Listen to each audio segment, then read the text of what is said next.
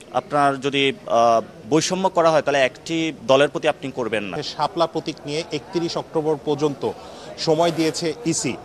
আজকে কিন্তু 23 অক্টোবর এবং আমরা যতটুকু খবর পেয়েছি যে আপনারা নির্বাচন কমিশনে হয়তো আর যাবেন না, আপনাদের যে জবাব দেয়া সেই জবাব দেয়া হয়ে গেছে।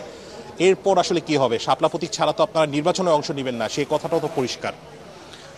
আমরা এখনো আশা করি যে শাপলা পাবো, কারণ নির্বাচন কমিশনে যে চিঠি দিয়েছিল অ্যানলিস্ট করার, তো আমরা তাদেরকে বলেছি যে আপনি যে প্রতীকগুলোর অ্যানলিস্ট করেছেন সেগুলো কোন গাইডলাইন দিয়ে করেছেন। তারা এটার কোনো সদুত্তর দিতে পারে নাই। তারা বলল যে আমরা অনেকগুলো প্রতীক একসাথে নিয়ে সকালবেলা উঠে যার যেটা মনে হয়েছে ওইভাবে হলো তারা অ্যানলিস্ট করে দিয়েছে।